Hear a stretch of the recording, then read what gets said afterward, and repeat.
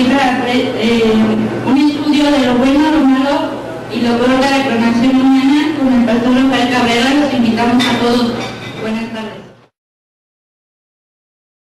El libro que he escrito sobre el tema que hoy viene a presentar se llama "Y el hombre creó al hombre", que tiene que ver con la clonación humana. El título de la conferencia es "Lo bueno, lo malo, lo peor de la clonación humana". Y actualmente se ha estado dedicando también a dar conferencias sobre estos temas. Acaba de llegar del Perú, donde estuvo por 3 semanas dando conferencias con jóvenes, también sobre temas de valor. Así que es un gusto tener aquí a nuestro hermano Rafael Cabrera. Voy a dejarle el tiempo a él. Buenas tardes, hermanos. Como comentó el hermano Silvio, mi trayectoria a nivel secular, yo estudio informática en el Perú, y en el ámbito ya cristiano pues he estado haciendo estudios teológicos, y a partir del año 97 empecé a publicar libros. El primero fue un libro que se llamó Consejos de la Biblia para ser feliz, y lo publicó la editorial Selector en el año 98. Este libro se vendieron 10.000 ejemplares, y principalmente en librerías seculares. Actualmente tengo una editorial cristiana que fundé en el año 2001, y con esta editorial hemos empezado a publicar materiales, preponderantemente escritos por mí. Sin embargo, a partir de este año ya estamos abriendo el abanico para publicar libros de otros autores. Por ejemplo, tenemos el libro Jóvenes o Cómo ser un joven influyente, que va a aparecer aproximadamente en el mes de agosto, y su autor es el hermano Mauro Servín.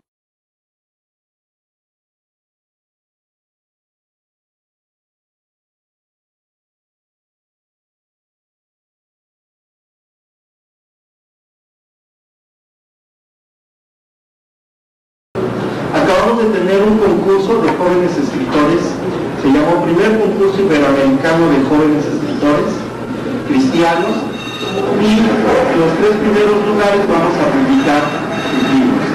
El tema de hoy que platicaré con ustedes es relativo a uno de estos libros que he escrito, que se llama "Y el hombre creó al hombre", y aquí abordo diferentes temas relacionados con la clonación humana. Y esta conferencia le he llamado "Lo bueno, lo malo, lo peor, lo horrible de la clonación humana". ¿Cuándo empieza a darse esta situación de la genética? En el año de 1954, hace 52 años, por primera vez, en un telescopio electrónico recientemente inventado, un par de científicos descubrió en el núcleo de la célula. El núcleo de la célula, estimados hermanos, es un microuniverso. Por eso el Salmo dice: "Cantad a Dios porque ha hecho maravillas". Si ustedes observan, el núcleo de la célula está compuesto por alrededor de 20 elementos diferentes, y uno de esos elementos es una tirita. Estos científicos vieron esa tirita y descubrieron que era un ácido.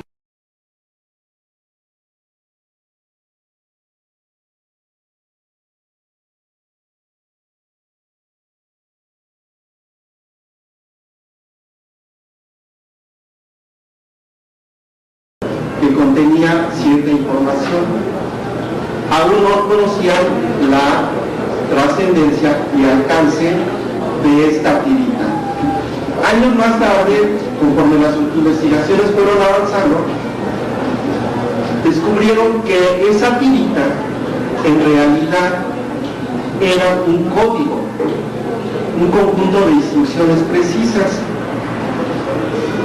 que informaban qué se debería de crear, si una mosca, si un gusanito o un hijo o una criatura de Dios. Porque mientras no aceptamos a Cristo somos criaturas de Dios. ¿Estamos de acuerdo? Cuando aceptamos a Cristo pasamos a ser hijos de Dios. El ADN, por lo tanto, abrió muchas expectativas y posibilidades. Una de ellas fue emplear esta información como un método de reproducción. Las primeras ideas de clonación humana y experimentos se dieron en los años 60, intentando particionar un óvulo fecundado. Cuando un óvulo se fecunda, se vuelve un cigoto. Y ese cigoto han intentado fusionarlo para crear dos individuos. Este cigoto, cuando se fusiona o parte a la mitad de manera natural, es cuando nacen los gemelos. ¿Me explico? Cuando ese cigoto se parte en 3 o en 4, es cuando nacen 3 gemelos, 4 gemelos. Cuando un óvulo es fecundado por un espermatozoide, o 2 óvulos, pero son fecundados por 2 espermatozoides, es cuando son cuates. Cuando son trillizos, son 3 óvulos fecundados por 3 espermatozoides. De tal manera que los primeros experimentos para clonar seres humanos se enfocaron a, de manera artificial, fisionar. Fisionar significa partir un óvulo fecundado en diversas partes. Inclusive cuando pasa de fase cigoto a fase embrional, también se han hecho intentos de duplicar. Sin embargo, años más tarde, con la información relativa al ADN, surgió una idea conceptual. Bien, el pensamiento científico, dentro de este contexto, planteó esta hipótesis. Bien, si el óvulo contiene la mitad de la información del código genético, maravilla creada por Dios, y el gameto masculino es portador de la otra mitad, y cuando ocurre la fertilización, ambas informaciones se fusionan y se inicia el proceso de reproducción, ¿por qué no hacemos esto de una manera artificial? Si todas las células del ser humano, cada una de las miles de millones de células del ser humano, contienen esa tirita de ADN con la información total sobre qué se debe de construir, ¿por qué no tomamos un óvulo, le extraemos su núcleo y lo reemplazamos con el núcleo de otra célula, y de esa manera podemos generar una fertilización asistida o artificial? Este método lo aplicó Jan Wilmut en 1996 y fue cuando, después de 270 intentos, nació la oveja gorda. A partir de entonces se han clonado cientos de animales. En diversos laboratorios de diversos países del mundo se ha perfeccionado el método de reproducción asistida por clonación. El otro método de fertilización asistida es el método in vitro, en donde se toma el óvulo, se toma un espermatozoide y artificialmente en un tubo de ensayo se fusiona artificialmente. Ese es el método de fertilización in vitro, que hace 30 años, aproximadamente en el 75, no antes, hagan memoria, por el 72, se aplicó en Inglaterra y nació la primer bebé de probeta.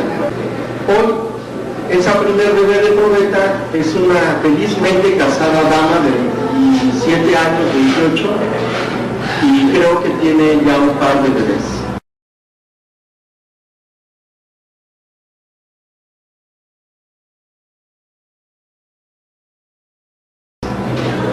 Ese es el alcance actual de la ciencia. Y ese es el método de clonación a grandes rasgos. Antes de continuar, quisiera abordar algunos pasajes bíblicos que son importantes para contextualizar esta plática. Quiero mencionar, por ejemplo, dos pasajes. Job, del capítulo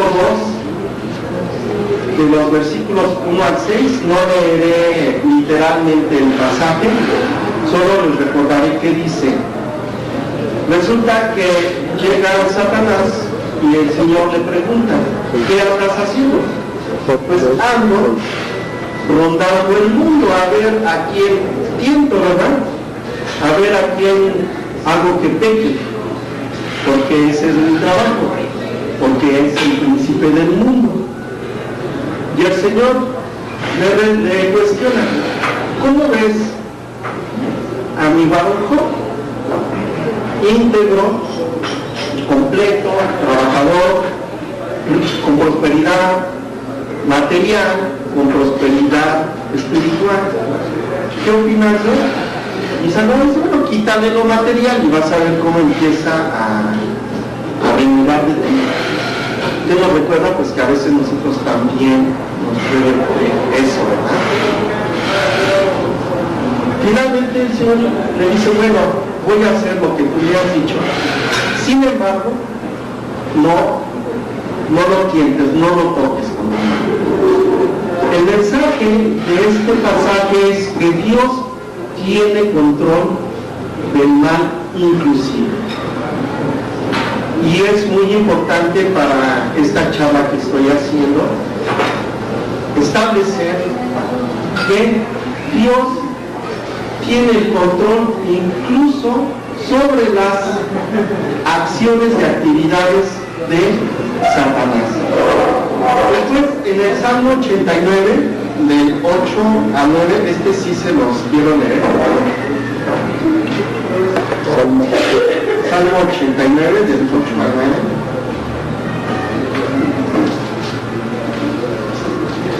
Dice así, oh Jehová, Dios de los ejércitos, ¿quién como tú, poderoso, eres Jehová?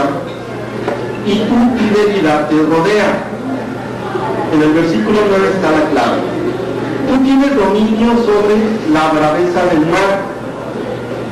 Cuando se levantan sus ondas, tú las sosiegas.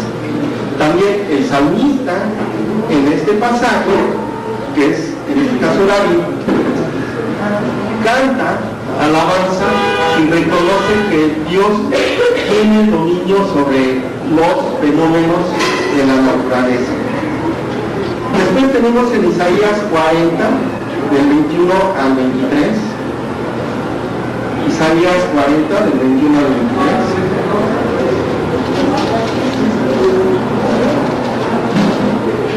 Dice así, cuestionando, ¿no habéis oído? ¿Nunca os lo han dicho desde el principio? ¿No habéis sido enseñados desde que la tierra se fundó? Él está sentado sobre el círculo de la tierra, cuyos moradores son como langostas. Él extiende los cielos como una cortina, los despliega como una tienda para morar. Él convierte en nada a los poderosos y a los que gobiernan la tierra, así como cosa da. Este pasaje también nos enseña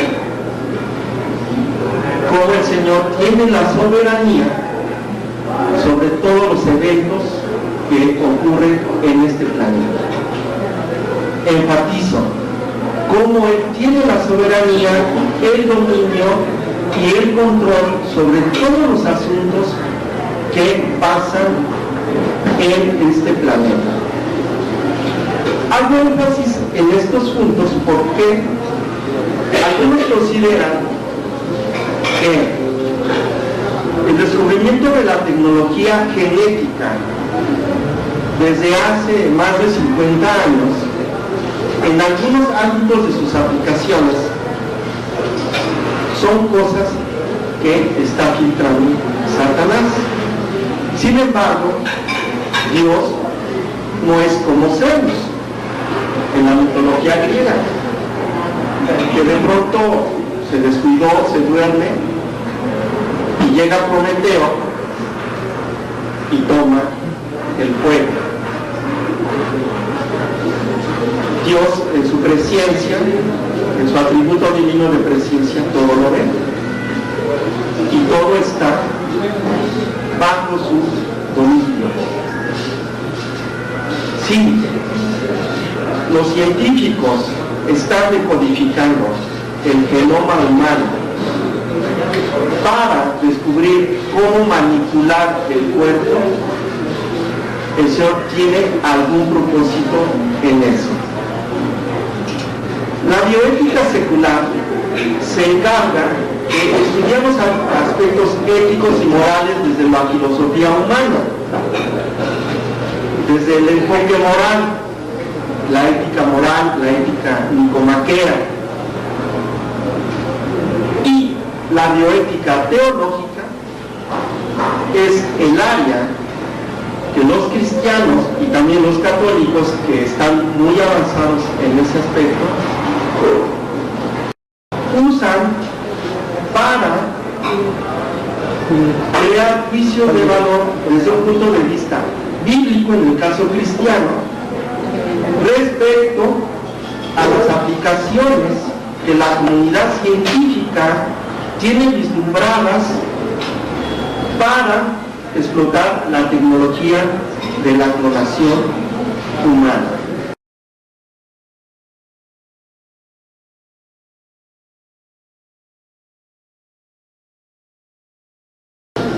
En principio de cuenta puedo comentarles lo siguiente. Una de las aplicaciones es la que comenté hace un momento, que tiene como enfoque tener una alternativa adicional. De hecho, Jan Wilmut, por un comentario que tuve con mi hermana Gina hace 8 días, su idea fundamental al clonar a Dolly fue diseñar un método adicional al método actual de fertilización in vitro, que está generalmente aceptado. El método de reproducción asistida por clonación, esto es, a través del método que les expliqué de quitarle el núcleo al óvulo, quitarle el núcleo a la célula, y ese núcleo de la célula insertarlo en el óvulo, es el nuevo método, o será en algunos años una nueva opción de tratamiento de la fertilidad. Podríamos decir que esa es la parte light de la aplicación de esta metodología. La parte que no nos checa en algunos casos a los teólogos cristianos, a los pastores y a la membresía, es los otros alcances que la comunidad científica quiere explotar con propósitos diversos. En el libro que se llama "Y el hombre creó al hombre", le quise poner este título impactante, la clonación humana. En este libro describo las aplicaciones tanto en el ámbito animal como vegetal, y que se quieren extrapolar al ámbito humano. Ejemplo: cuando clonan una vaquita y quieren modificarla genéticamente para que produzca una leche de mejor calidad, más vitaminada, hacen manipulaciones genéticas. ¿Qué quiero decir con manipulación genética? Bien, el ADN está constituido por 4 elementos básicos: citosina, guanina, tiamina y la otra se me olvidó, pero es adenina, es cierto. Estos 4 elementos se interlazan entre ellos en trencitas, por eso tienen forma de espiral. Cada una de esas combinaciones se le llama genoma, y cada genoma tiene una función específica, tiene un trabajo específico. Ejemplo, ya se detectó en el genoma humano el gen responsable de la fibrosis quística. Es el gen ADH 325-42. Bueno, más o menos así, ¿no? Ese gen es el responsable de la fibrosis quística. Una vez detectado qué función tiene cada gen, el científico dice: bien, pues voy a jugar a los dados. Voy a jugar a crear, voy a jugar a Dios, voy a jugar a que he descubierto la topología de la creación de Dios. Tengo aquí en mi computadora, mi supercomputadora, los 32.000 genes del hombre, por ejemplo, o de los 40.000 de la mosca. La mosca tiene más genes que el hombre. Y voy a jugar con cada gen. ¿Qué pasa si modifico esto? ¿Qué pasa si modifico aquello? ¿Qué pasa si modifico esto? En el caso de una vaquita que clonaron en Argentina, y es real, y con un enfoque comercial, le modificaron ciertos genes para que produzca una leche de mejor calidad, más nutritiva y con un mejor rendimiento. Esto también se ha hecho en el mundo vegetal y vegetal. El famoso maíz transgénico. Es un maíz que puede crecer en ambientes meteorológicos adversos, con poca agua, con frío, es decir, ambientes no naturales al maíz.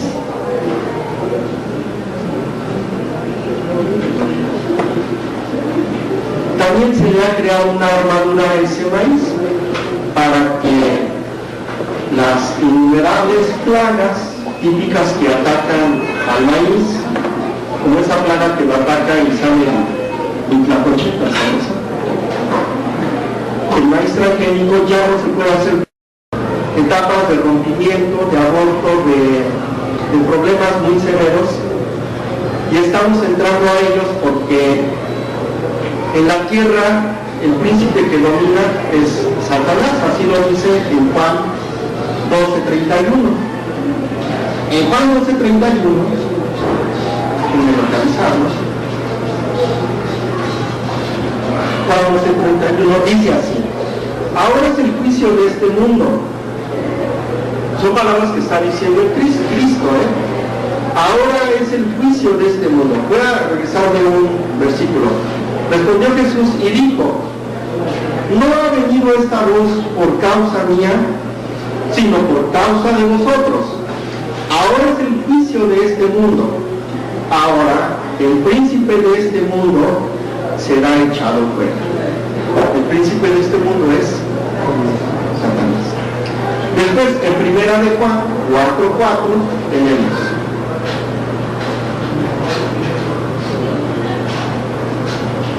primera de Juan 4:4. Hijitos, vosotros sois de Dios y los habéis vencido, porque mayor es el que está en vosotros que el que está en el mundo.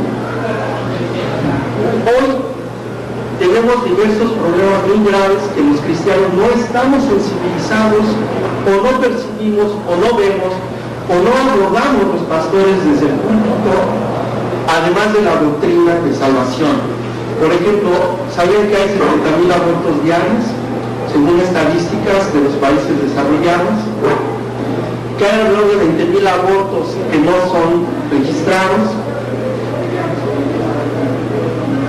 Nos preocupamos por guerras de Irán o de Irak, en donde hay 10 muertos. Hay que preocuparse, claro que sí. Pero lo que más mata vidas no son las guerras, es el aborto. Por eso escribí este libro que se llama Debate por la vida en un quirófano, en donde abordo el tema de una bebita no nata que defiende su derecho a nacer. Tenemos hoy graves problemas de terrorismo, incluso biológico. Los conflictos bélicos de los que ya hablé. Tenemos graves problemas de drogadicción, de niños en estado de abandono que son usados y explotados sexualmente, que son drogados, que son abusados. En todos los países de Latinoamérica y principalmente de Asia. Tenemos que el narcotráfico es una red impresionante que penetra los altos niveles de gobierno, y no solo de los países latinoamericanos, sino también de países desarrollados. Ahora el narcomenudeo ya es un problema de México, hace 6 años no. Hoy el narcomenudeo y algún familiar nuestro, niño preferentemente, ha sido abordado para que lleve a cabo su primer encuentro con la droga.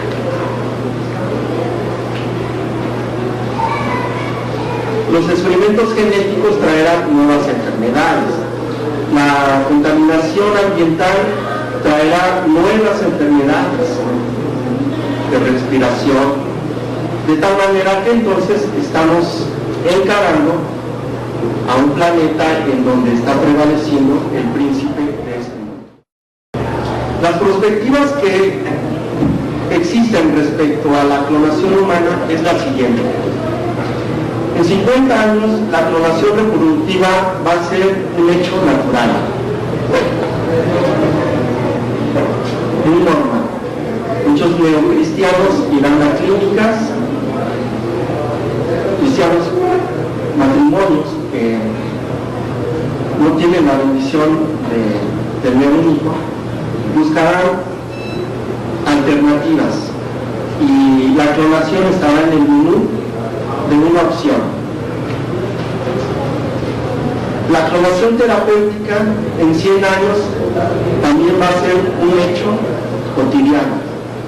La clonación terapéutica, lo describo aquí en el libro, plantea clonar un ser humano y abortarlo en su fase embrional, para tomar uno de sus células, de ese embrión, y con la tecnología que todavía no se descubre, dirigirlo a que cree un hígado, un corazón, un riñón. Hoy todavía no se sabe cómo se va a hacer eso, pero la idea conceptual es: clono a esa persona que necesita un riñón, un hígado, un corazón, como su célula, compro un óvulo, después de cientos de intentos, fertiliza, se hace embrión antes de una fase que se llama de células totipotentes. Jalo las células de ese embrión, lo pongo en un frasco y le digo: hazte hígado. Es lo que todavía no sabe, ¿cómo le digo que se haga hígado? Pero ese embrión se tira. Técnicamente es un aborto. Este método de medicina en 100 años será un hecho normal, será un nicho comercial normal, y quizás los neocristianos, muchas de las cosas que hoy nosotros tajantemente vemos como aberraciones, quizá ellos en 100 años lo acepten. El cambio generacional va a romper los tabús que hoy tenemos nosotros y van a aceptar muchas de las tecnologías. Hermanos, les agradezco su atención. Todo esto que les he platicado está documentado en el libro. Está la parte de bioética teológica. Lo he documentado con todo un amplio crisol de información y naturalmente con toda la base bíblica. Yo les invitaría a que lo pudiesen leer. Gracias.